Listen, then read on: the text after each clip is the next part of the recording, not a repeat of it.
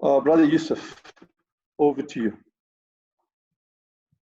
Okay, Assalamu alaikum to everyone again.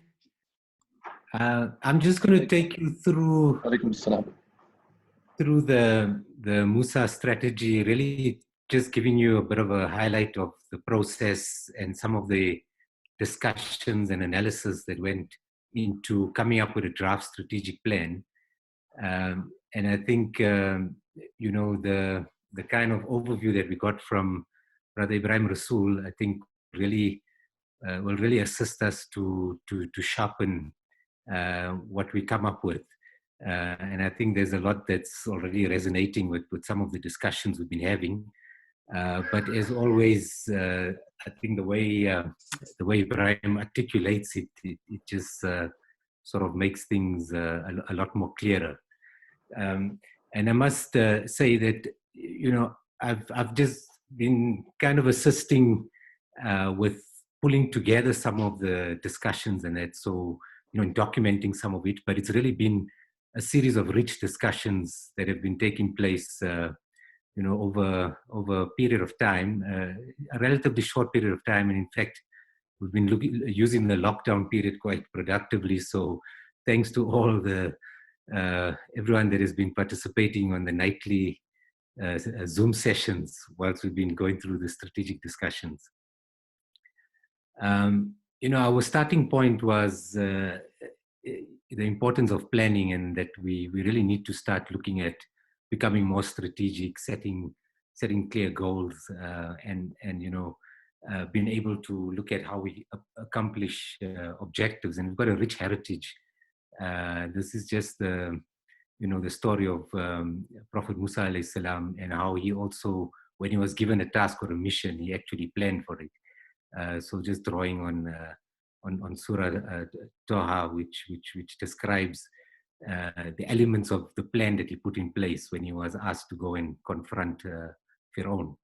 So, you know, it's telling us that if we want to achieve things, we got to actually strategize, plan, and prepare ourselves. The process that we undertook, and it was really about saying that the idea was that we want to be transformational. The starting point is that we want to look at how, as an organization, as a movement, we can be, you know, more outcome and impact focused, how we can really prioritize, close the execution gap, and be able to measure and review what we do, so that we're able to focus on impact, but at the same time have a fairly disciplined way in which we can actually move towards achieving our goals and objectives. And we undertook the exercise, you know, assessing where we are now, looking at where we want to go to, and pretty much that's where we've got to some of the strategic objectives that have been set, which I'll take you through. And then the next stage in terms of how do we actually get there is essentially what Brother Yunus will take you through some of the thinking in the next part of this discussion. And this is where we really want, you know, a lot of input as well in terms of some of the implementation plans. I think I'm not going to go through all the slides in a lot of detail, but just to give a sense of, so that people that haven't been close to the process, just you know, some highlights of what was considered and what went into some of the thinking. So I think, you know, some of the key questions that we're exploring was, what would differentiate an organization like MUSA from existing organizations and movements? What need would we be filling, and what value would we have, and to whom? How is MUSA positioned as a civil society movement in the national landscape? What is the nature and form of the movement? We did a bit of an analysis in terms of just looking at the movement and organizational landscape in South Africa.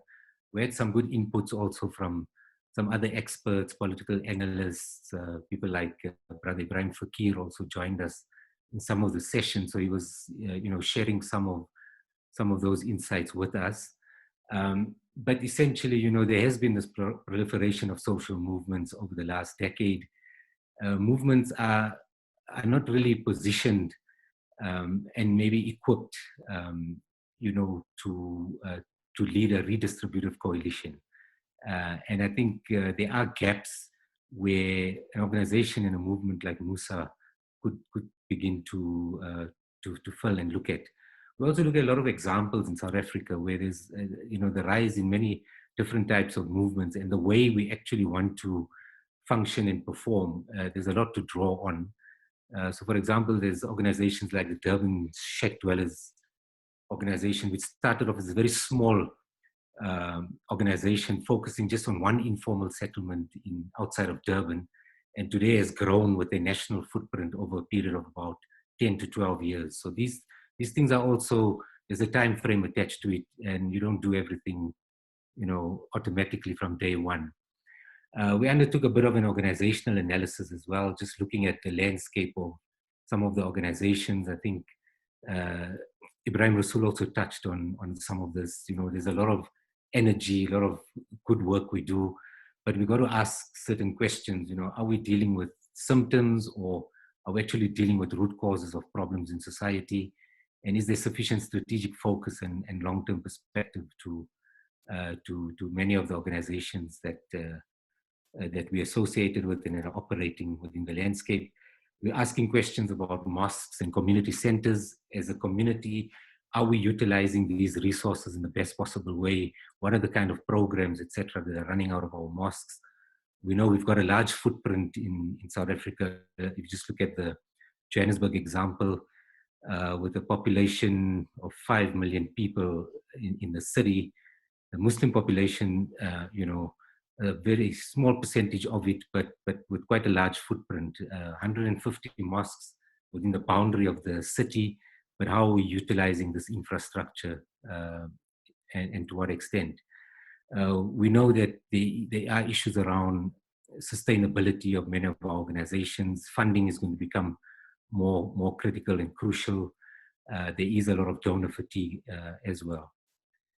We also looked at potential organizational forms that MUSA could take, from being a fully fledged organization, to operating as a loose network or coordinating structure, or maybe a focusing maybe just on one specific geographic area or community, and growing from there. Or it could be a combination of these options.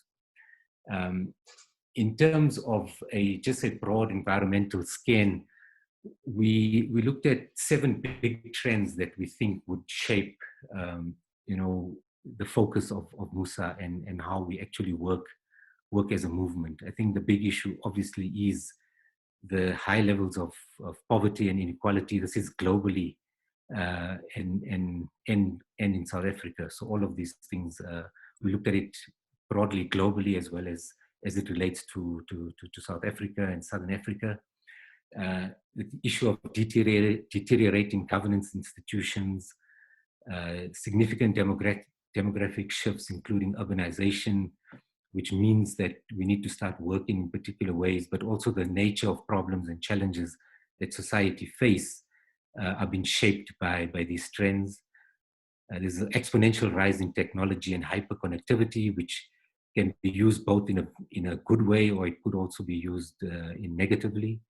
Growing interest in the role of faith and religious culture in society. And these have also been observations from platforms such as the World Economic Forum, where there's recognition that faith-based organizations increasingly are going to be playing a very critical role working in the context of local development and community development. And then there's obviously the increasing measures on climate change and the shift towards protecting the planet. And this is also shaping the way society is going to work, function, lifestyles, and it's also going to shape the economies globally. And then obviously more specifically, the changing economic structures and approaches. These were just, 1 or 2 slides showing the issues around deprivation and inequality. 13 million people in South Africa living in extreme poverty conditions. Obviously, the impact of COVID is going to be massive. And I think in a way, economies are going to restructure, and the opportunities arising out of COVID-19, we're going to need to look at positioning ourselves within the realm of also beginning to build this cooperative economy where it focuses on sustainability, resilience, and equity. And I think bringing some of the approaches and values, Islamic approaches, into this conversation is going to be quite critical. In terms of the SWOT that was undertaken, again, I'm just reflecting some of the highlights. There's quite lengthy inputs and points around some of these things, but I'm just highlighting some of the key points. Again, not going into the details, but around the opportunities. We had an interesting exercise where we also were asking everyone to enlist some of their dreams. What kind of a world, society, country do we want to be living in, etc. And I think there was a lot about, how we can begin to share Islamic ethos and values and change conditions of poverty through these values. So a lot of that was coming through. In maybe pulling together the analysis, I think these were some of the key sort of points, is that MUSA will, as a movement, will basically operate as a platform, as an inclusive platform and movement, and focus on building coalitions. We'll be inspired by Islamic ethics in a secular environment. We play an advocacy, facilitating and coordinating role, filling gaps, reduce duplication of work undertaken by other organizations, be a force for conscientizing people and organizations, engage government and relevant stakeholders, work within a community empowerment paradigm, promote a lean organizational structures and efficiencies, and focus on impact. So all of that analysis then, informed basically the articulation of a strategic plan, which is, it's a relatively short document, but basically pulled together everything, hopefully quite succinctly. And these are the components of the plan. The mission statement is: unite South Africans in active citizenship, pursuing the rights and aspirations of the nation through collaborative solution-focused processes and coalitions amongst faith-based and secular organizations. The vision is really, and it's a long-term, 2-year goal, that we have a united and prosperous country where there is dignity, gender and socioeconomic justice, equity and fairness for all, based on ethics inspired by divine and secular sources. The core values for MUSA is, derived and inspired by Quran as message and guide for all humankind. And I think that was one of the key things that was coming out quite a bit from the discussion is, how do we actually ensure and enable that the message and the teachings are not confined within us and controlled within us as a Muslim community, but needs to be broadened out. And that's the kind of approach and values that we need to be embracing. So, inclusivity, rootedness, justice, compassion, generosity. 5 focus areas that were identified. Basically, the first one being around public policy engagement, civil society, institutional development, social cohesion, community development, and our own capability and growth. So we've basically refined these into 5 strategic goals. And the strategic goals are almost like 10-year goals that with a 10-year horizon. So strategic goal 1 would be focusing on the public policy, programs and accountability informed, enhanced by Quran-inspired solution. These would be the 3 main sort of strategies that we would be looking at. And the next exercise would be then taking these goals and strategies and beginning to identify very focused, high impact projects and programs. Again, I'm not going to go through into the detail of all of this, but a documentation is all available and will be made available for anyone that wants to get into more detail. Strategic goal 2 is about the institutional focus, and this is about the goal is that we have identified organizations and leadership operating with high level societal responsiveness and impact. So this is about MUSA working with other organizations and also assisting, enabling this kind of strategic leadership within organizations across the board. That we have, so the focus will be on a network of organizations and harmonious relations, leadership programs developed, succession planning and nurturing of talent supported. With regard to social cohesion, some of the key strategies would be around facilitating dialogues and interaction programs between various groups in the Muslim community, especially amongst the youth, and then also facilitating these programs between various faith-based groups and facilitating hosting of socioeconomic justice conference and various other programs. And then with regard to strategic goal 4, which is around connecting with communities, and I think this is what we really want to realize over this 10-year period is a self-sustaining communities that are realized through community development programs operated from a network of community centers in identified areas. And again, this would need to be underpinned by community development research that would need to be facilitated, programs developed, local leadership and talent nurtured, coalition of organizations facilitated to identify areas and operate in various communities across the country. So again, this is not about doing new things, but through the network of a range of organizations already working across different communities, that we sharpen that work, we build different kind of strategic approaches, but also high impact projects that can look at self-sustaining models in these communities. And we could start also with one pilot site, develop lessons, and out of those lessons, share them widely. And then the final one is around growing MUSA, and this is really about MUSA having profile, reach, character, and capability that is well established and sustained.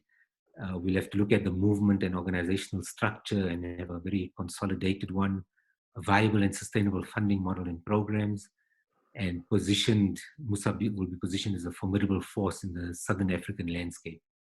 So essentially, these are the sort of goals and the strategies which are really giving us the kind of results and outcomes that we're looking to achieve over the 10-year period, with the kind of strategies that are focused on a 3 to 5 year horizon to say, what are the key things that we need to be focusing on? So all of that is contained in the slides, in these goals and strategies that I've outlined. And this will then flow into the how part of how we actually implement. And I think that's where I'll leave it, Faisal. Shukran. Jazakallah. Yusuf, that was quite a thorough overview of the details we went through.